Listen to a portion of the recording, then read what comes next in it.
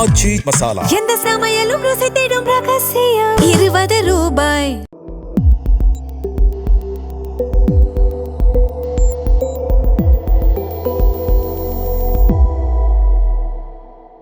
தமிழ் தடம் நேயர்களுக்கு வணக்கம். நம்மோடு உரையாட ஊடகவியலாளர் திரு கேப்ரியல் இணைந்திருக்காங்க. வாங்க பேசலாம். வணக்கம். வணக்கம். ஈரான், அமெரிக்கா, இஸ்ரேல் போர் தொடர்ந்து நடந்துகிட்டே இருக்கு. முடிகிற மாதிரி தெரியல. மேபி நம்ம பார்க்கும்பொழுது அமெரிக்கா ஒரு எண்டுக்கு வராங்க அப்படின்ற மாதிரி தெரியுது. ஒரு முடிவுக்கு வரலாம் அப்படின்ற மாதிரி தெரியுது. ஆனால் ஈரான் அதை ஒத்துக்க மாட்டுறாங்க அப்படின்ற மாதிரி நடக்கக்கூடிய விஷயங்கள்லாம் பார்க்கும்பொழுது ஒரு முடிவுக்கு நம்மளால் வர முடியுது. ஸோ எந்த சூழலில் இந்த போரானது இப்போ போயிட்டு இருக்குன்னு பார்க்குறீங்க? இப்போ நம்ம ஒரு 2-3 நாட்களில் பெருசாக ஈரான் அமெரிக்கா போர் பற்றி பேசலை. சில காரணங்களால் பேச முடியல நம்மளால். ஸோ அதனால் நமக்கு பேசுறதுக்கு நிறையா இருக்குது, நிறைய அப்டேட்ஸ் இருக்குது. முதல்ல முக்கியமான ஒரு விஷயம் என்னென்னா, நேற்று ஐஆர்ஜிசியோட இன்டெலிஜென்ஸ் சீஃபை கொண்டிருக்காங்க அமெரிக்கர்கள். அவர் பேர் என்னன்னு பார்த்தோம்னா major general Saeed Majid Khademi அப்படின்றவர் கொல்லப்பட்டிருக்காரு. ஒரு high profile individual, major general. அவர் உளவுத்துறை அதிகாரி. ஆமாம், இன்டெலிஜென்ஸ் சீஃப் அவர். ஸோ அவர் கொல்லப்பட்டிருக்காரு. அது போக இன்னொரு முக்கியமான விஷயம் என்னென்னா, ட்ரம்ப் இப்போ ஒரு டெட்லைன் கொடுத்துருக்காரு. இன்னைக்கு 8 மணி வரைக்கும் அந்த டெட்லைன். 8 மணிக்குள்ளே நீங்கள் ஒரு அண்டர்ஸ்டாண்டிங்க்கு வரலன்னா நாங்கள் பவர் பிளான்ட்ஸ்லாம் ஃபுல்லாக அடித்து காலி பண்ணிடுவோம், ஈரானோட பவர் பிளான்ட்ஸை தரமட்டமாக்கிடுவோம், கம்ப்ளீட்டாக ஒபிலிட்ரேட் பண்ணிடுவோன்றார். அதெல்லாம் சாத்தியமாக அந்த விஷயங்கள்லாம் நம்ம பேசுவோம். அப்புறம் ஒரு ட்ரூத் சோஷியலில் ஒரு போஸ்ட்டும் போட்டிருக்காரு. ரொம்ப ஆபாசமான வார்த்தைகள்லாம் யூஸ் பண்ணியும் ட்ரம்ப் விமர்சிச்சிருக்காரு. நரகத்தை பார்க்க போறீங்க அப்படின்ற மாதிரி. அப்புறம் எஃப் வேர்டு இதெல்லாம் அவர் யூஸ் பண்ணியிருக்காரு.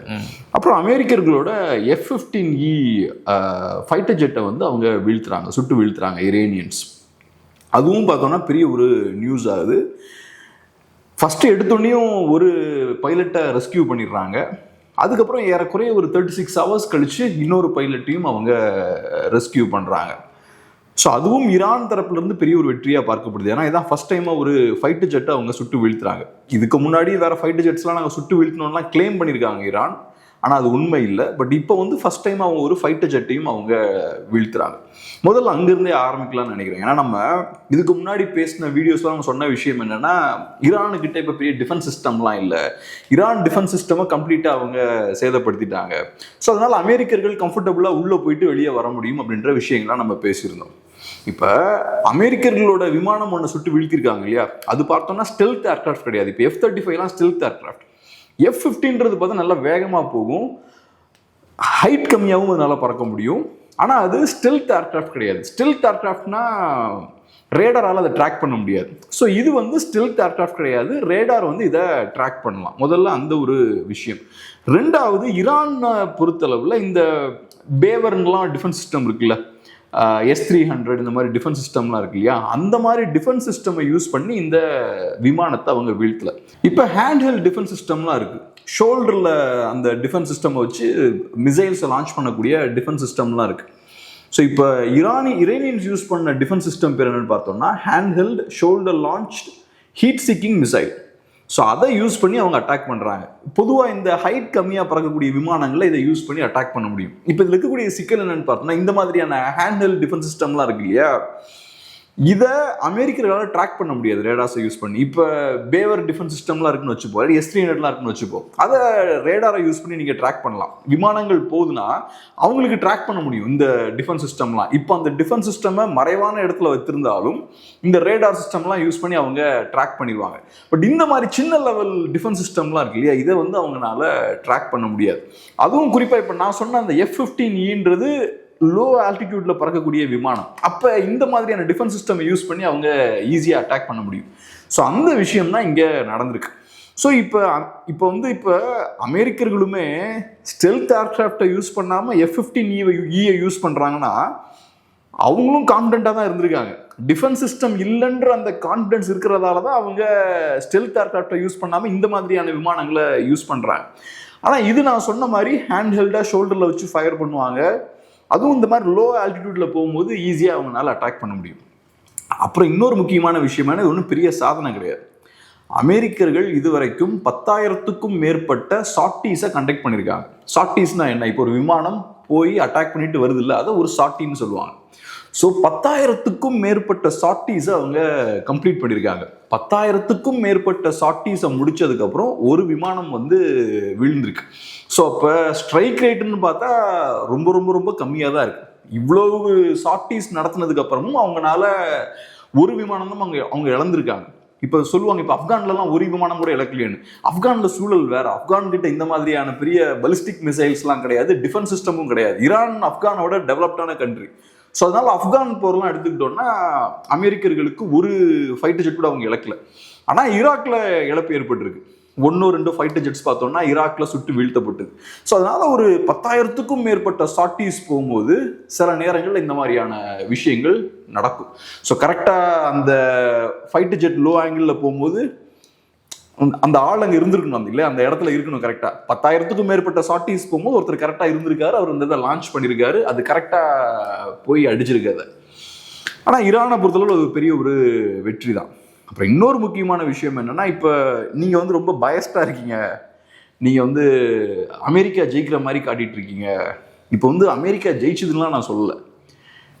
மிலிட்ரி பாயிண்ட் ஆஃப் வியூல இருந்து பார்த்தீங்கன்னா அமெரிக்காவும் ஈரானும் கம்பேரே பண்ண முடியாது. அமெரிக்கா எங்கேயோ இருக்கு. ராணுவ ரீதியாக ஈரானால அமெரிக்காவை சேலஞ்சே பண்ண முடியாது.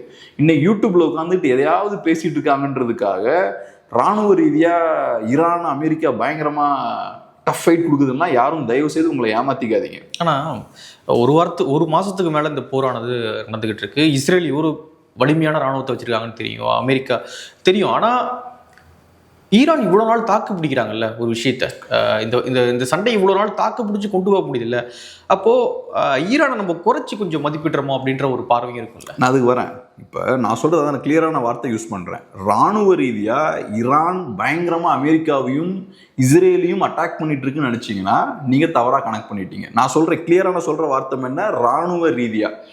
ஏன்னா இப்போ ஒவ்வொரு நாளும் அமெரிக்கா நூற்றுக்கணக்கான தாக்குதல்களை ஈரானில் நடத்திட்டு இருக்காங்க. இது வரைக்கும் பார்த்தோம்னா 13,000 டார்கெட்ஸ் அட்டாக் பண்ணியிருக்காங்க ஈரானில். 13,000 டார்கெட்ஸ் அட்டாக் பண்ணியிருக்காங்க. 15,000க்கும் மேற்பட்ட ஸ்ட்ரைக்ஸை நடத்தியிருக்காங்க. சில நேரங்களில் ஒரே டார்கெட்டில் நிறைய மிசைல்ஸை ஸ்ட்ரைக் பண்ணுவாங்க, லான்ச் பண்ணுவாங்க. ஸோ 15,000க்கும் மேற்பட்ட ஸ்ட்ரைக்ஸை நடத்தியிருக்காங்க. 13,000க்கும் மேற்பட்ட டார்கெட்ஸை அவங்க ஸ்ட்ரைக் பண்ணியிருக்காங்க. இப்போ நீங்கள் சொல்கிற விஷயம்லாம் பார்த்தீங்கன்னா ஒவ்வொரு நாளும் ஒரு 20-25 மிசைல்ஸை லான்ச் பண்ணுவாங்க இஸ்ரேல் மேலே. அதில் ஒரு 2 மிசைல் உள்ளே போகும். அப்புறம் அந்த மிசைலோட டேமேஜான பார்ட்ஸ் இருக்குல்ல, டிஃபென்ஸ் சிஸ்டம் தடுத்து நிறுத்தின மிசைல்ஸ்லாம் இருக்கும்ல, அது சில நேரங்களில் பில்டிங் மேலே வந்து விழும்.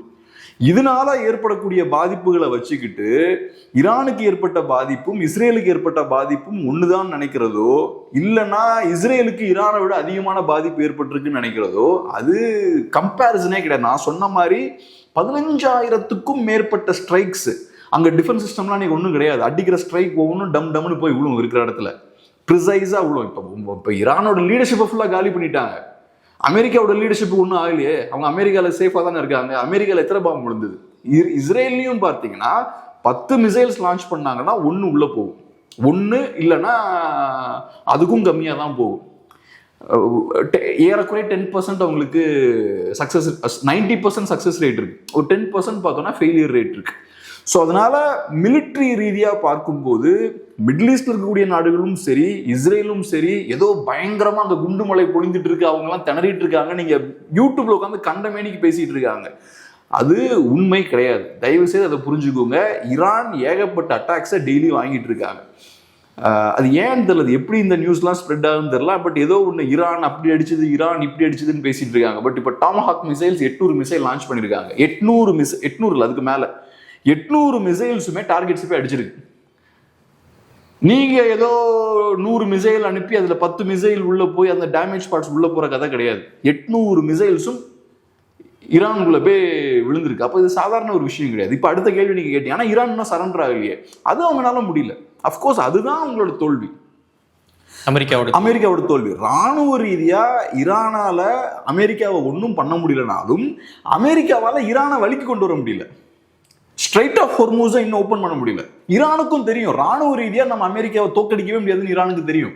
சும்மா ஏதாவது ஃபேக் நியூஸ் எல்லாம் ஸ்ப்ரெட் பண்ணி விட்டுருக்கலாம். இப்போ ஜெரால்ட் ஆர்ஃபோர்ட்ல ஒரு தீ விபத்து ஏற்பட்டுச்சு. அதுக்கப்புறம் குரோவேஷியாவுக்கு அந்த ஏர்கிராஃப்ட் கேரியரை கொண்டு போகிறாங்க. அதுக்கப்புறம் இப்போ திரும்ப வந்துரும்னு நினைக்கிறேன், சீக்கிரமாக ரிட்டர்ன் ஆயிரும்னு நினைக்கிறேன். அந்த செயிலர்ஸ் படுக்கக்கூடிய இடத்துல வந்து ஒரு தீ விபத்து ஏற்பட்டுச்சு. அது வந்து ஏதோ ஜெரால்ட் டார்ஃபோர்டை வந்து நாங்கள் அட்டாக் பண்ணி ஜெரால்ட் டார்ஃபோர்டு வந்து சேதப்பட்டு தப்பிச்சு போயிடுச்சுன்ற மாதிரி ஃபேக் நியூஸ் ஈரானில் இருக்க மீடியாவில் அந்த மாதிரி பேசிட்டு இருக்காங்க. ஸோ இந்த மாதிரியான ஃபேக் நியூஸ்லாம் ஸ்ப்ரெட் பண்ண முடியுமே தவிர அமெரிக்காவுக்கு ஆக்சுவலாக அவங்க ஏற்படுத்தின டேமேஜ்னு பார்த்தீங்கன்னா இந்த ஒரு ஃபைட்டர் ஜெட்டை அவங்க வீழ்த்திருக்காங்க. அது போக ஒரு 3 ஃபைட்டர் ஜெட் பார்த்தோம்னா ஃப்ரெண்ட்லி ஃபயரில் மாட்டி ஒரு தடவை விழுந்தது. அதுவும் பைலட்ஸ்லாம் யாருக்கும் எதுவும் ஆகலை. பட் ஃப்ரெண்ட்லி ஃபயரில் மாட்டி ஒரு 3 ஃபைட்டர் ஜெட்ஸ் பார்த்தோம்னா விழுந்தது. குவைட்டோட ஃப்ரெண்ட்லி அட்டாக்ல விழுந்ததுன்னு நினைக்கிறேன். ஸோ அதனால அமெரிக்கா இராணுவ ரீதியாக ஒரு பிரச்சனை இல்லை. ஆனால் அமெரிக்காவுக்கு சிக்கல் என்னன்னா ஈரானை வழிக்கு கொண்டு வர முடியல அவங்கனால. ஈரானுக்கு தெரியும் அமெரிக்காவால் இவ்வளோ பெரிய படையை தூக்கிட்டு அங்கே வெயிட் பண்ணிக்கிட்டே இருக்க முடியாது. ஏன்னா இப்போ ஒவ்வொரு நாளும் இந்த போர் நீடிச்சுக்கிட்டே இருக்குன்னா கப்பல் போக்குவரத்து ஸ்டாப் ஆகுது. உலகத்துக்கே பெரிய ஆபத்து இதனால ஏற்படுது. பொருளாதாரத்துக்கு பெரிய ஆபத்து ஏற்படுது. பெட்ரோலோட ரேட் வந்து இன்க்ரீஸ் ஆயிடுச்சு. இப்போ அமெரிக்கர்கள் கேட்டால் சொல்றாங்க எங்களுக்கு ஒன்றும் பிரச்சனை இல்லை, நாங்கள் வந்து எங்கிட்ட தான் நாங்கள் பெரிய பெட்ரோல் உற்பத்தியாளர்களாச்சுன்னு ட்ரம்ப் சொல்றாரு. எங்களுக்கு ஒன்றும் பிரச்சனை இல்லை, எங்களுக்கு சஃபிஷியண்டான பெட்ரோல் இருக்குன்ற. ஆனால் சிக்கல் என்னன்னா ஸ்ட்ரைட் ஆஃப் ஹோர்முஸ் வழியா அதிகப்படியான ஃபர்டிலைசர் அந்த வழியா தான் போகுது. உரம் இருக்குல்ல, ஸ்ட்ரைட் ஆஃப் ஹோர்முஸ் வழியா தான் போகுது. ஸோ இப்போ அமெரிக்காவில் உரத்தோட ரேட்லாம் இன்க்ரீஸ் ஆயிடுச்சு. 40% இன்க்ரீஸ் ஆயிருக்கு அமெரிக்காவில். அது போக அலுமினியமா இருக்கலாம், ஹீலியமா இருக்கலாம், நிறைய முக்கியமான பொருட்களோட ரேட்லாம் இன்க்ரீஸ் ஆகுது. அப்போ இது அமெரிக்காவுக்கும் பாதிப்பு தானே. இப்போ பெட்ரோல் ரேட்டு கூட அமெரிக்காவில் பெட்ரோல் இருந்தாலுமே ஓவரால் பெட்ரோல் பிரைஸ் இன்க்ரீஸ் ஆச்சுன்னா அமெரிக்கன் கன்சியூமர் அதிகமாக தான் ஸ்பெண்ட் பண்ணணும். மேபி அமெரிக்க நிறுவனங்களுக்கு அது லாபமாக இருக்கலாம், ஆனால் அமெரிக்க மக்களுக்கு அது நஷ்டம் தான். அப்புறம் நான் சொன்ன மாதிரி ஃபர்டிலைசர் ரேட் ஏறுது, இதெல்லாம் ஏறிச்சினாலே பொருட்களோட ரேட்டுமே ஏற ஆரம்பிக்கும். இது அமெரிக்காவுக்கும் பிரச்சனை, உலகம் முழுக்க மற்ற நாடுகளுக்கும் பிரச்சனை. ஸோ இந்த ப்ரெஷரை அமெரிக்கா எவ்வளோ நாள் தாங்குவாங்கன்னு தெரியல. இது ஈரானுக்கும் தெரியும், இந்த ப்ரெஷரை அமெரிக்காவால் ரொம்ப நாள் தாக்கு பிடிக்க முடியாது. அதனால தான் அமெரிக்கா வந்து சில டிராஃப்ட்லாம் வைக்கிறாங்க. இந்த போர் நிறுத்துறதுக்காக 45 நாள் வந்து தற்காலிகமாக நிறுத்தி வைப்போம், ஸ்ட்ரைட் ஆஃப் ஹோர்முஸ் வந்து திறந்து விடுங்க. ஸோ இதில் இந்த மாதிரியான டிராஃப்ட் ரெடி பண்ணி கொடுக்குறாங்க. ஆனால் ஈரானை ஏற்றுக்க மாட்டாங்கல்ல. முடிக்கிற நிலையில அமெரிக்கா இருக்காங்க, ஏற்றுக்கிற நிலையில ஈரான் இல்லை. ஈரான் அவங்களும் நிறைய கண்டிஷன்ஸ் ஈரான் மேலே வைக்கிறாங்க. ஈரான் சரண்டர் ஆகணுன்றாங்க, நியூக்ளியர் ஃபெசிலிட்டிஸ் சரண்டர் பண்ணுன்றாங்க, அவங்களோட மிசைல் கேப்பபிலிட்டிஸ் எல்லாம் சரண்டர் பண்ணுன்றாங்க. ஏகப்பட்ட கண்டிஷன்ஸ் அவங்களும் ஈரான் மேலே போடுறாங்க. ஈரானும் அதே மாதிரி நிறைய கண்டிஷன்ஸ் அமெரிக்கா மேலே போடுறாங்க. அப்புறம் ஈரான் ஆக்சுவலாக 45 days அந்த இதை ஏற்றுக்கல, போர் நிறுத்தத்தை அவங்க ஏற்றுக்கவே இல்லை. அவங்க ஏற்றுக்கல, ஸ்ட்ரைட் ஆஃப் ஹோர்முஸ் திறக்க மாட்டாங்க. ஆமாம், அவங்களுக்கு பெர்மனன்ட் சீஸ்ஃபயர் எங்களுக்கு வேணும், போரை வந்து பெர்மனெண்ட்டாக முடிவு கொண்டு வரணும். அது போக வார் ரெப்பரேஷன்ஸ் கேட்குறாங்க, ஏற்பட்ட இழப்புகளுக்கெல்லாம் நீங்கள் காம்பன்சேஷன் தரணுன்றாங்க. இந்த மாதிரியான விஷயங்களை ஈரான் முன்வைக்கிறாங்க. ஸோ இப்போ என்னன்னா இந்த பேச்சுவார்த்தையை பொறுத்தளவில் அமெரிக்கா இப்போ பேச்சுவார்த்தை எக்ஸாக்டாக என்ன நடந்துருக்குன்னு நமக்கு தெரியாது. பேச்சுவார்த்தை கண்டிப்பாக நடந்துட்டு இருக்கு. முக்கியமான நிறைய நாடுகள் இன்வால்வ் ஆகியிருக்காங்க. டர்க்கியாக இருக்கலாம், பாகிஸ்தானாக இருக்கலாம், அப்புறம் வேற சில இஜிப்டா இருக்கலாம், வேற சில நாடுகள் பேச்சுவார்த்தை நடத்திட்டு இருக்காங்க. வெளியில ட்ரம்ப்பும் ஈரான்காரங்களும் பேசுறாங்கல்ல, அதை வச்சு நம்ம ஒரு முடிவுக்கு வர முடியாது. சில டீட்டெயில்ஸ் வெளில வருது. இப்போ ட்ரம்ப் என்ன பண்ணுவாருன்னா ஏதோ அவர் ரொம்ப ஸ்ட்ராங்கா இருக்க மாதிரி காட்டிப்பார். பேச்சுவார்த்தை தான் நடந்துட்டு இருக்குங்க, ஈரான் வழிக்கு வர மாதிரி தான் தெரியுது, எங்க கிட்ட வந்து கெஞ்சிக்கிட்டு இருக்காங்க, ஒரு டீல் வேணும், அப்படிதான் ட்ரம்ப் பேசுறாரு. கெஞ்சிட்டு இருக்காங்க, they are begging for a deal அப்படின்ற மாதிரி அவர் பேசுறாரு. ஈரான்கிட்ட கேட்டோம்னா இல்ல அவர் லூஸ் மாதிரி பேசிட்டு இருக்காரு, அப்படிலாம் எதுவுமே இல்லை, நாங்க எதுவுமே கேட்கல. ஆக்சுவலான பேச்சுவார்த்தை நடந்ததுன்னு நமக்கு தெரியாது. ஆக்சுவலான பேச்சுவார்த்தையில ஏதோ ஒரு கன்க்ளூஷனுக்கு வந்துட்டாங்கன்னா டப்புனு இந்த சண்டையெல்லாம் நிப்பாட்டிடுவாங்க. ஆனா வெளியில வேற ஒரு இமேஜ் அவங்க மெயின்டைன் பண்றாங்க. ஆனா இப்ப சிக்கல் என்னன்னா ராணுவ ரீதியா அமெரிக்காவுக்கு பெரிய பலம் இருந்தாலும் அவங்களுக்கு ஈரானை ஒரு வழி கொண்டு வர முடியல. ஈரான் மேல ஏகப்பட்ட ஸ்ட்ரைக்ஸை நீங்க பண்ணிட்டீங்க, ஆனா ஈரான் சரண்டராக மறுக்கிறாங்க. ஈரான்ல 3500 பேர் இறந்திருக்காங்க. அது 2000க்கும் மேற்பட்டவர்கள் IRGC ஆட்கள். ஸோ இப்போ ஈரானுக்கு வந்து பார்த்தோம்னா நிறைய ஆட்கள் சின்ன பசங்களாம் ரெக்ரூட் பண்ணுறாங்க IRGCக்குள்ள. ஏதோ அது ஏஜ் குரூப்லாம் இருக்கும் போல, 16 இயர்ஸ்க்கு மேலே தான் IRGCயில் மினிமம் ஏஜ். இப்போ அதெல்லாம் கம்மி பண்ணி 12 இயர்ஸ் ஆக்கியிருக்காங்க. ஸோ அதனால் ஈரானுக்கும் நிறைய பிரச்சனை இருக்குது. ஈரானால எவ்வளோ தாக்கு பிடிக்க முடியும்னு தெரில. அமெரிக்காவுக்கு என்ன பிரச்சனைனா இந்த வாரை குயிக்காக முடிக்கணும், அந்த எய்மில் தான் வந்திருப்பாங்க. டக்குன்னு முடிச்சிடலாம், ஒரு 2-3 வீக்ஸில் முடிச்சிடலாம். வெளியில சொல்லும் போது 4 to 5 வீக்ஸ்னாரு ட்ரம்ப். ஆனா மனசுக்குள்ள ஒரு 3 வீக்ஸ்ல முடிச்சிடலாம்னு நினைச்சிருப்பாருன்னு நினைக்கிறேன். ஆனா இங்க வந்ததுக்கு அப்புறம் அந்த மாதிரி முடிக்க முடியல. ஸோ முடிக்க முடியலன்னா ஒவ்வொரு நாளும் அமெரிக்காவுக்கு ப்ரெஷர் இன்க்ரீஸ் ஆகிட்டே இருக்கும். ட்ரம்ப்புக்கு ஊர்ல பிரச்சனைகள் இன்க்ரீஸ் ஆகிக்கிட்டே இருக்கும். ஒவ்வொரு நாளும் காசு செலவாயிட்டு இருக்கு. இப்ப ஊருக்குள்ள சண்டைக்கு மக்கள் வருவாங்க. ஸோ அது வந்து அமெரிக்காவுக்கு சிக்கல். இப்ப இது நம்ம புரிஞ்சுக்கணும்னா அமெரிக்காவோட டார்கெட் என்ன அப்படின்றது தான் முக்கியம். அமெரிக்காவோட அப்ஜெக்டிவ்ஸ் என்ன? தலைவரை மாத்திரம், புது அதிபரை வெளியே அது சொல்லலை. அவங்க வெளியே சொல்லும்போது எங்களுக்கு நியூக்ளியர் ஃபெசிலிட்டிஸ்லாம் கம்ப்ளீட்டாக இல்லாமல் ஆக்கணும், மிசைல்ஸ்லாம் இல்லாமல் ஆக்கணும், இதெல்லாம் சொல்கிறாங்க. ஆனால் ட்ரம்ப்புக்கு டெஃபினட்டாக அந்த ஒரு அப்ஜெக்டிவும் அங்கே இருக்குது. இன்ஃபேக்ட் ட்ரம்ப் பேசும்போதே சொல்கிறாரு, நாங்கள் ஆயில் ஃபெசிலிட்டிஸ்லாம் அடிக்க மாட்டோம், அது காரணம் அடுத்து வரக்கூடிய லீடர்ஷிப்புக்கு ஒரு வாய்ப்பு கொடுக்கணுன்றதெல்லாம் பேசுகிறாரு. அப்போ நீங்கள் அப்படிலாம் பேசுகிறீங்கனாலே உங்களுக்கு ஆட்சி மாற்றம் விருப்பம்ன்றது மக்களுக்கு தெரியுது. அப்போ உங்களோட இலக்கு என்னன்றது நீங்க சொல்றீங்க. ஸோ உங்க இலக்கு இதுதான், ஆட்சி மாற்றம் ஏற்படுத்துவது, ஈரானை சரண்டர் பண்ண வைப்பது தான் உங்க இலக்குனா, அதை நீங்க அச்சீவ் பண்ணலன்னா அது உங்களுக்கு தோல்வியா முடிஞ்சிடும். நீங்க ராணுவ ரீதியா ஜெயிக்கலாம், அது கவலை கிடையாது, அது பிரச்சனை கிடையாது. ராணுவ ரீதியா நீங்க ஜெயிச்சாலுமே உங்களோட இலக்க அடைய முடியலன்னா அது ஒரு தோல்வியை தான் பார்க்கப்படும். வியட்நாம்ல அப்படிதானே, இவங்களோட இலக்கை அடைய முடியல, கம்யூனிசம் அங்கே வீழ்த்தணும், அது நடக்கல. நீங்க வியட்நாம் முழுக்க 1008 பாம்பு போட்டிருக்கலாம், ஏகப்பட்ட டேமேஜ் அங்கே ஏற்படுத்தியிருக்கலாம். இங்கேயும் அதுதான் நடக்குது. அப்படின்ற ஒரே பாயிண்ட் என்னன்னா, நம்மளால இங்க நினைச்சிட்டு இருக்கிறது என்னன்னா, ஈரான்ல இருந்து பயங்கரமா மிசைல்ஸ்லாம் போய் எடுத்து அடிச்சு இஸ்ரேலை காலி பண்ணிட்டு இருக்கு, மிடில் ஈஸ்ட ஃபுல்லா அடிச்சு தரமட்டம் ஆக்கிருச்சு. அப்கோர்ஸ் மிடில் ஈஸ்ட்ல 1-2 பாம்ஸ் அங்கங்க வெடிக்குது. ஆனா ஈரான்ல நடந்துட்டு இருக்கிறது வேற. அதை நீங்க புரிஞ்சுக்கணும். ஈரான்ல நான் சொன்ன மாதிரி 3500 பேர் இறந்துருக்காங்க. இத்தனைக்கும் பார்த்தோம்னா அமெரிக்காக்காரங்க ரொம்ப கேர்ஃபுல்லாக இருக்காங்க. சிவிலியன் டார்கெட்ஸ் அவங்க இன்னும் அட்டாக் பண்ணல. இப்போ அந்த வார்னிங் கொடுத்துருக்காரு, 8 மணிக்கு நீங்கள் ஸ்ட்ரெயிட் ஆஃப் ஹொர்மூஸை ஓப்பன் பண்ணணும், ஓப்பன் பண்ணலன்னா இந்த இந்த உங்களோட பவர் பிளான்ஸை ஃபுல்லாக நாங்கள் அடிச்சு காலி பண்ணிடுவோம், டீசாலினேஷன் பிளான்ஸை ஃபுல்லாக காலி பண்ணிடுவோம், எல்லாத்தையும் ஒபிலிட்ரேட் பண்ணிடுவோம், தரமட்டம் ஆக்கிடுவோம் அப்படின்ற மாதிரி சொல்கிறார். ஆனால் அதை ஓப்பன் பண்ணாலே கிட்டத்தட்ட ஒரு சரண்டர் ரேஞ்சுக்கு தான் அது வந்து நிற்கும். இப்போ ஈரான் கையில் இருக்கக்கூடிய ஒரே லெவரேஜ் வந்து அந்த ஸ்ட்ரெயிட் ஆஃப் ஹொர்மூஸ் தான். அதை விட்டு கொடுத்தா ஈரான் கிட்ட வேற எந்த லெவரேஜும் கிடையாது. ஸோ அவன் கிட்ட இருக்கக்கூடிய அந்த ஒரு ஆயுதத்தை அவன் ஈஸியாக விட மாட்டான். முடிஞ்ச அளவுக்கு அமெரிக்கா கிட்ட என்னெல்லாம் நெகோஷியேட் பண்ண முடியுமோ அதை வச்சு தான் பண்ண பார்ப்பான். ஸோ அதனால ஸ்ட்ரெயிட் ஆஃப் ஹொர்மூஸை ஈஸியாக அவன் ஓப்பன் பண்ண மாட்டான். இப்போ அமெரிக்காவும் எடுத்துக்கிட்டோம்னா, எனக்கு என்னமோ ட்ரம்ப் வந்து இந்த ஒபிலிட்ரேட்லாம் பண்ண மாட்டார் அதை. ஏன்னா இவ்வளோ நாளாக ஏன் அட்டாக் பண்ணல? ஈரானோட எனர்ஜி இன்ஃப்ராஸ்ட்ரக்சரை இத்தனை நாட்டில் ஏன் அட்டாக் பண்ணல ட்ரம்ப்? நிறைய டெட்லைன் கொடுத்தாரு இதே மாதிரி. இப்போ கூட அட்டாக் பண்ணுவாரான்னு எனக்கு தெரில. 8 மணிக்கு லாஸ்ட் டெட்லைன், இதை போச்சுன்னா அட்டாக் பண்ணுன்னு சொல்கிறார். அட்டாக் பண்ணுவாரான்னு தெரில. ஸோ அப்போ நீங்கள் அட்டாக் பண்ணாமல் இருக்கிறதுக்கான காரணம் என்னன்னா, உங்களுக்கு ஈரானில் ஒரு ஆட்சி மாற்றம் ஏற்படுத்தணும், ஈரான் இருக்கக்கூடிய எண்ணெய் வளங்களை சுரண்டுன்ற பிளான் இருக்கு. ட்ரம்ப் ஓப்பனாகவே சொல்கிறாரு, we also want to take Iranian ஆயில்ன்றார். அதெல்லாம் நீங்கள் எடுக்கணும்னா ஈரானில் ஒரு ஸ்டேபிளான கவர்மெண்ட் இருக்கணும். நாளைக்கு இந்த கவர்மெண்ட் விழுந்ததுக்கு அப்புறம் புதுசாக இன்னொரு கவர்மெண்ட்டை உட்கார வைக்கிறீங்கன்னா அவனுக்கு பவர் பிளான்ட் தேவையில்லை, வருமானம் வரணும். இல்லை, வருமானம் வரணும். அந்த கவர்மெண்ட் ஸ்டேபிளாக இருந்தால் தான் நீ போய் எண்ணெயெல்லாம் எடுக்க முடியும். ஸோ அப்போ ட்ரம்ப்னால நினச்ச மாதிரி அங்கே போய் பவர் பிளான்ட் அட்டாக் பண்ண முடியாது. இப்போ சொல்கிறாருல, அடிச்சு தரமாட்டமாக்கிடுவேன், டீசாலினேஷன் பிளான்ஸை ஃபுல்லாக அடிச்சு தரமாட்டமாக்கிடுவேன், அது பண்ண முடியாது. ஸோ அதனால இந்த 8 மணி டெட்லைனை வந்து ட்ரம்ப் இதை சீரியஸாக சொன்னாலுமே 8 மணிக்கு அவங்க வழிக்கு வரலன்னா பெருசாக சொன்ன மாதிரி கம்ப்ளீட்டாக இல்லாமலாம் பண்ண மாட்டார்னு நினைக்கிறேன். எல்லா பிரிட்ஜையும் அடிச்சு காலி பண்ணிடுவேன், எல்லா டீசாலினேஷன் பிளான்ட் அடிச்சு காலி பண்ணிடுவேன், பவர் பிளான்ட்ஸ் ஃபுல்லாக காலி பண்ணிடுவேன். மேபி பேச்சு கொஞ்சம் அட்டாக் பண்ணுவார், ஏன்னா அது அசிங்கம் இல்லாட்டி தொடர்ச்சியாக சொல்லி சொல்லி அதை செய்யலைன்னா மரியாதையாக இருக்காது. ஸோ அதுக்காக கொஞ்சம் அட்டாக்ஸை வேணால் பண்ணலாம். பட் அவர் சொல்கிற விஷயத்த பண்ண மாட்டார், அவரால் பண்ண முடியாது. இப்போ இந்த டிபார்ட்டட்னு ஒரு படம் இருக்குது, டிகாப்ரியோட ஒரு படம், ஃபேமஸான படம் இருக்குல்ல, அதில் வில்லன் வந்து ஒரு நல்ல ஒரு டைலாக் சொல்வார், Jack Nicholson, if you could you would அப்படிம்பாரு, உன்னால் முடியும்னா நீ செய்வ அப்படிம்பாரு. ஸோ அவன் இவ்வளோ நாளாக செய்யாமல் இருக்கானாலே அவனுக்கு அதில் சிக்கல் இருக்குது. ஸோ அதனால் இந்த விஷயங்கள்லாம் இருக்குது. அதனால் இப்போ வந்து ஈரான் இந்த போர் முடிஞ்சதுக்கப்புறம் வேறு வழி இல்லாமல் ட்ரம்ப் ரிட்டர்ன் ஆகி போனால் கூட ஈரான் ரொம்ப மோசமான ஷேப்பில் தான் இருப்பாங்க. ஈரானுக்கு பொருளாதாரம் கம்ப்ளீட்டாக கிராஷ் ஆகிருக்கும். ஏற்கனவே போருக்கு முன்னாடியே அவங்களோட பொருளாதாரம் பாதாளத்தில் தான் இருந்தது. மக்கள் வந்து ப்ரொட்டஸ்ட் பண்ணிட்டு இருந்தாங்க, அவங்களோட கரன்சி கம்ப்ளீட்டாக ஒர்த்லெஸ்ஸாக மாறிட்டு இருந்தது. இந்த சூழலில் தான் இந்த போர் நடக்குது.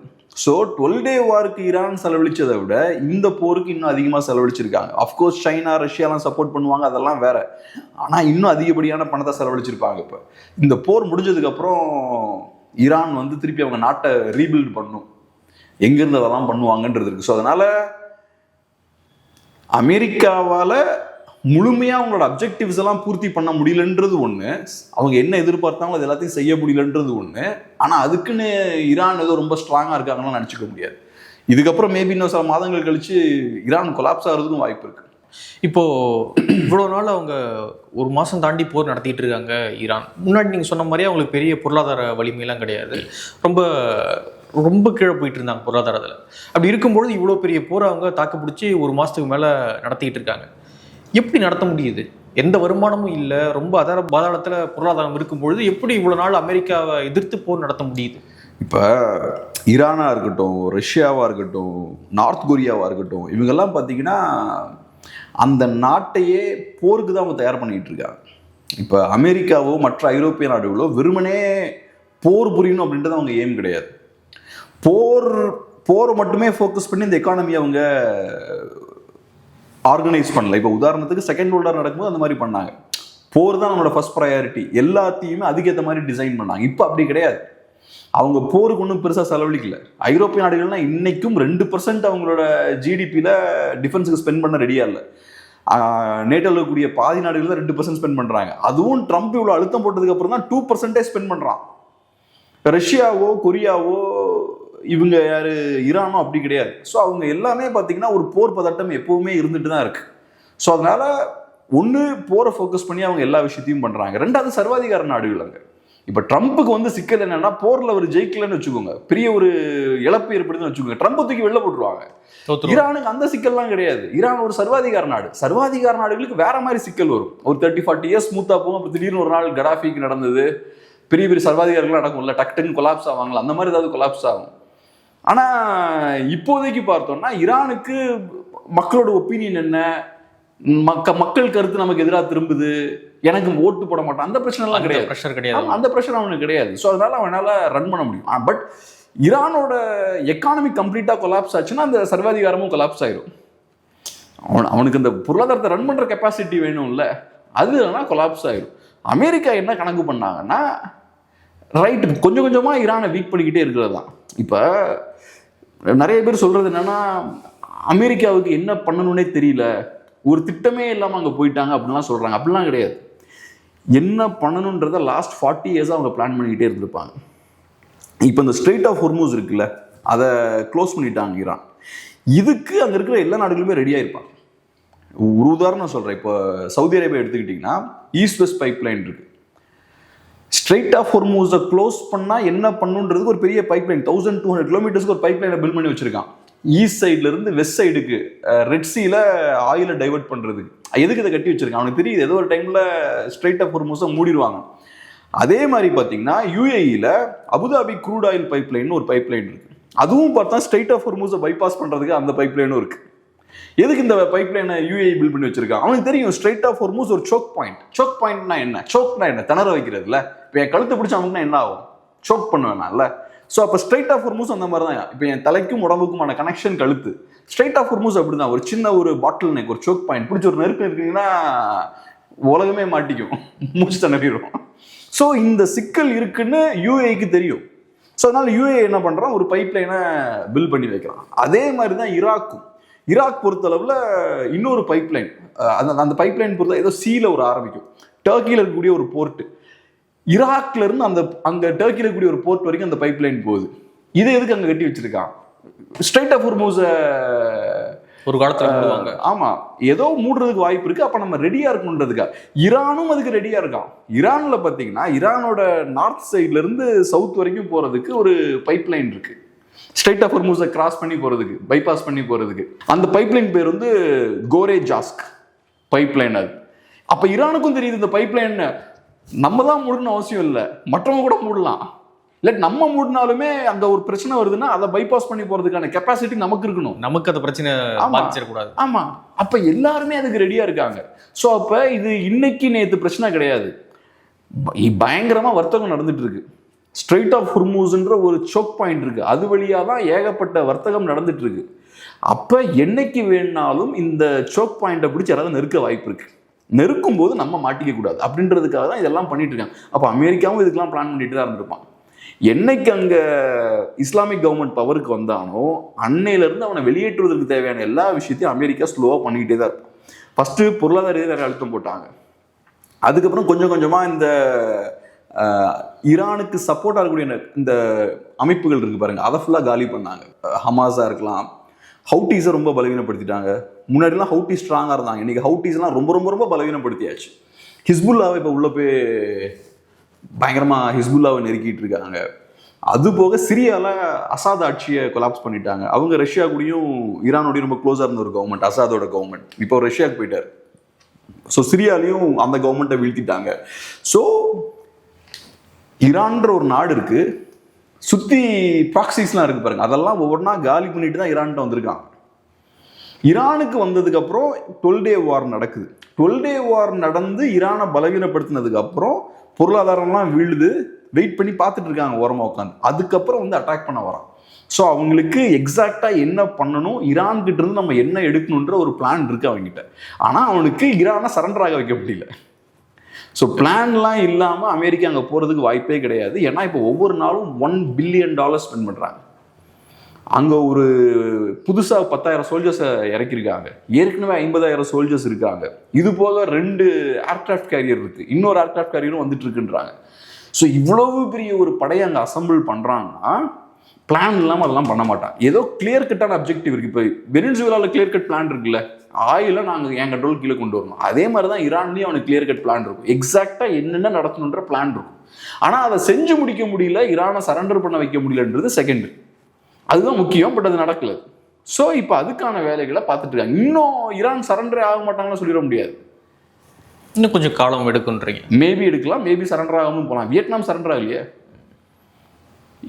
ஈரானும் மேபி சரண்டர் ஆகாமல் இருக்கலாம். ஆனால் இன்னும் டைம் இருக்கு. ஆனால் இப்போ என்ன விஷயம்னா, இப்போ ஒன்றும் இல்லை, ஜப்பான் ஒரு காலத்தில் அமெரிக்காவோட சண்டை போட்டாங்கல்ல, நம்ம குட்டு போட்டோம், ஆட்டம் பாம் 2 போட்டாங்க. சாதாரண விஷயமே கிடையாது. ஆனால் இன்னைக்கு யாரு கூட ஜப்பான் க்ளோஸாக இருக்காங்க? அமெரிக்காவோட தான் க்ளோஸாக இருக்காங்க. இப்போ வியட்நாம் வாரில் வியட்நாம் ஜெயிச்சிட்டாங்க. வியட்நாமும் அமெரிக்கா எதுக்கு சண்டை போட்டாங்க? அந்த நாடு பிரிக்கிறது இல்லையா? கம்யூனிசமே வீழ்த்தணும் வியட்நாமில். இப்போ கம்யூனிஸ்ட் கவர்மெண்ட் இருக்கா? இல்லை. இப்போ வியட்நாம் யாரோட க்ளோஸாக இருக்காங்க? அமெரிக்காவோட. ஸோ இதுதான் விஷயம். ஸோ அதனால் வியட்நாம் வாரில் வியட்நாம்காரங்க அடித்து விரட்டிட்டாங்கன்னா ரைட்டு. ஆனால் லாங் ரன்னில் நீங்கள் எடுத்து பார்த்தீங்கன்னா 50 years டைம் ஸ்பேன் எடுத்து பார்த்தீங்கன்னா அமெரிக்கா அவங்களோட அப்ஜெக்டிவ்ஸை ஃபுல்லாக அச்சீவ் பண்ணியிருக்காங்க. ஓகே, வியட்நாம சண்டை போட்டது அதுக்கு தானே, கம்யூனிசமை வீழ்த்தணும் தான் சண்டை போட்டாச்சு. கம்யூனிசமை வீழ்த்தியாச்சு. இப்போ அந்த போரில் வேணால் வீழ்த்த முடியாமல் இருந்துக்கலாம். ஆனால் கம்யூனிசம் இன்னைக்கு இல்லையே, அமெரிக்கா தானே கம்யூனிசமை வீழ்த்தினது. அதுக்கப்புறம் இன்னைக்கு வியட்நாம் அமெரிக்காவோட க்ளோஸாக இருக்கு. ரஷ்யாவுடைய சைனாவுடைய கிடையாது. அமெரிக்காவோட மற்ற நாடுகளோட ரொம்ப க்ளோஸாக இருக்காங்க. ஜப்பானும் அதே மாதிரி தான். ஸோ அதனால ஈரானுக்கும் இந்த மாதிரியான லாங் டேர்ம் ஸ்ட்ராட்டஜி போட்டு தான் அவங்க ஒர்க் பண்ணிட்டு இருப்பாங்க. மேபி இந்த தடவை ஈரான் தப்பிச்சாலும் தப்பிக்கலாம், அது எனக்கு தெரில. பட் இன்னும் ஆனால் இப்போ ட்ரம்ப் உடனே ரிவர்ஸ் போகிற மாதிரி தெரில, கொஞ்சம் ஃபைட் பண்ணுவார் தான் நினைக்கிறேன். பார்ப்போம். ஓகே, இப்போ இவ்வளோ நாள் சண்டை நடந்துக்கிட்டு இருக்கு, ஆனால் நேட்டோ உள்ளே வரவே இல்லை. நேட்டோவுக்கு எதிராக ட்ரம்ப் தொடர்ச்சியான விஷயங்கள் பேசிக்கிட்டே இருக்காரு. நேட்டோ கொலாப்ஸாக வாய்ப்பு இருக்கும், எப்படி பார்க்குறீங்க? இப்போ நேட்டோ பொறுத்தளவு நேட்டோ வந்து அது ஒரு டிஃபென்ஸ் பேக்டர். ட்ரம்ப் ஊர்லலாம் போய் சண்டை போட்டுட்டு இருப்பாரு. ட்ரம்ப் எங்கெல்லாம் போய் சண்டை போடுறாரோ அங்கெல்லாம் நேட்டோ வரும்னு எதிர்பார்க்க முடியாது. ட்ரம்ப் எதிர்பார்ப்பு என்ன வரணும், நான் பணம் இன்வெஸ்ட் பண்ணுறேன், அப்போ நீ எனக்கு சப்போர்ட்டுக்கு வரணும். நேட்டோவோட ஓவரால் எக்ஸ்பெண்டிச்சரில் 60% மேலே அமெரிக்கன்ஸ் தான் இன்வெஸ்ட் பண்ணுறாங்க. ஸோ அதனால் நான் இவ்வளோ பணத்தை இன்வெஸ்ட் பண்ணுறேன், ஆனால் எனக்கு ஒரு பிரச்சனை இருக்கும்போது நீ வரமாட்டேங்கிற, அப்போ நான் என் பணத்தெல்லாம் சும்மா வேஸ்ட்டாக போட்டிருக்கேன் நான் நேட்டோவில், ஏன்னா டிஃபென்ஸ் தான் ஸ்பெண்ட் பண்ணுறாங்க, அப்போ எதுக்கு நான் இவ்வளோ பணத்தை வேஸ்ட் பண்ணணும் அப்படின்றது ட்ரம்ப்போட கோவம். ஆனால் நேட்டோ பாயிண்ட் ஆஃப் வியூ வந்து பார்த்தீங்கன்னா அது ஒரு டிஃபென்ஸ் அக்ரிமெண்ட். அது டிஃபென்ஸ்ன்றது என்னன்னா, இன்னொருத்தன் என்கிட்ட பிரச்சனைக்கு வந்தான்னா நான் சப்போர்ட்டுக்கு வருவேன். நீ ஊரில் இருக்கவங்களாம் சண்டைக்கு போனால் அதுக்கு நான் வர முடியாது. இது டிஃபென்ஸ் பிரச்சனையே இல்லை, நீ அஃபென்ஸில் இருக்காங்க, சண்டைக்கு போய்கிட்டு இருக்கு, நீ தான் எல்லா வண்டியும் அம்பெடுத்துட்டு இருக்க. வெனிசுவேலாட்ட போகிற, அடுத்தது ஈரான்கிட்ட போகிற, அப்புறம் கியூபாட்ட போவேன்ற, இதுக்கெல்லாம் நேட்டோ வர முடியாது. நேட்டோவோட இனிஷியல் அப்ஜெக்டிவ் என்ன, யூஎஸ்எஸ்ஆரை கவுண்டர் பண்ணணும். யூஎஸ்எஸ்ஆரால் பிரச்சனை வரும்போது அவங்கள கவுண்டர் பண்ணணும். ஸோ அதனால் இப்போ ஃப்ரான்ஸாக இருக்கலாம், ஸ்பெயினாக இருக்கலாம், அப்புறம் வேற ஏதோ ஒரு கண்ட்ரியும் கொஞ்சம் அமெரிக்காவுக்கு எதிராக திருப்பிட்டாங்க. ஃப்ரான்ஸு, ஸ்பெயின், ஜெர்மனியா, ஏதோ ஒரு நாடு, டென்மார்க், அந்த கிரீன்லாண்ட் மேட்டரில் டென்மார்க்கு பிரச்சனையாச்சு. ஸோ இப்போ இவங்கெல்லாம் பார்த்தோம்னா இப்போ ட்ரம்ப் கிட்ட ஓரளவுக்கு மைல்டாக சொல்ல ஆரம்பிச்சிட்டாங்க, உங்கள் தேவைகளுக்கு எங்களோட அசட்ஸை யூஸ் பண்ணக்கூடாது அப்படின்ற மாதிரி சொல்கிறாங்க. ஸோ இப்போ ட்ரம்ப் வந்து மிரட்டுறாரு, அப்போ நேட்டோவை ஒன்றும் இல்லாமல் பண்ணிடுவேன் அப்படின்ற மாதிரி சொல்கிறார். அது செய்ய முடியுமான்னு தெரில. ஏன்னா நேட்டோவை பொறுத்தளவில் ஒன்று, நேட்டோவோட தேவை கம்மியாயிருச்சு, அது உண்மை. ஏன்னா நேட்டோ உருவாக்கப்பட்டது 1949 நினைக்கிறேன். அப்போ யூஎஸ்எஸ்ஆர் ரொம்ப பவர்ஃபுல்லாக இருந்தது. யுஎஸ்எஸ்ஆரோட த்ரெட்டும் ரொம்ப அதிகமாக இருந்தது. செக்கோஸ்லோவாக்கியாவில் ஒரு மிலிட்ரி கூ நடத்தினாங்க, அவங்களுக்கு ஃபேவரபிளான ஒரு கவர்மெண்ட்டை கொண்டு வரதுக்காக 98 பண்ணாங்கன்னு நினைக்கிறேன். அதுக்கப்புறம் ஏறக்குறைய அதே காலத்தில் பார்த்தோம்னா பெர்லின் பிளாக்கேடும் நடத்துகிறாங்க. வெஸ்ட் பெர்லினை ஐசோலேட் பண்ணிடுறாங்க, வெஸ்ட் ஜெர்மனியை. இதெல்லாம் பண்ணுறாங்க. அதெல்லாம் பண்ணும்போது ஐரோப்பிய நாடுகளுக்கு ரஷ்யாவை கவுண்டர் பண்ண வேண்டிய தேவை ஏற்படுது. அப்போ ரஷ்யா இன்னைக்கு மாதிரி கிடையாது, யுஎஸ்எஸ்ஆர் பவர்ஃபுல்லாக இருந்தது. செகண்ட் வேர்ல்டு வார்லேயே அவன் ஜெயிச்சிட்டான். ஸோ அப்போ ஒரு பெரிய ஒரு டிஃபென்ஸுக்கான ஒரு அமைப்பு தேவைப்பட்டது. ஸோ அதனால் அமெரிக்காவும் சேர்ந்து, அமெரிக்காவுக்கும் அந்த தேவை இருக்குது. அமெரிக்காவுக்கும் யுஎஸ்எஸ்ஆரை கவுண்டர் பண்ண வேண்டிய தேவை இருக்குது. ஏன்னா அமெரிக்கா தான் இப்போ சூப்பர் பவர், இவன் இன்னொரு சூப்பர் பவர். ஸோ அப்போ எல்லாருக்கும் அந்த தேவை இருக்குது. ஸோ அதனால இதை அமைக்கிறாங்க. ஆனால் இன்னைக்கு யுஎஸ்எஸ்ஆர் மாதிரியான ஒரு பெரிய எதிரி முதல்ல இல்லை. அப்போ இந்த நேட்டோக்கான தேவை என்ன அப்படின்ற கேள்வி இருக்கு. நேட்டோக்கான தேவை முன்ன மாதிரி இல்லை. இப்போ ரஷ்யா யுக்ரைனை கூட ஒன்றும் பண்ண முடியல. ரஷ்யாவால் ஒரு 3-4 வருஷமா சண்டை போட்டுருக்காங்க.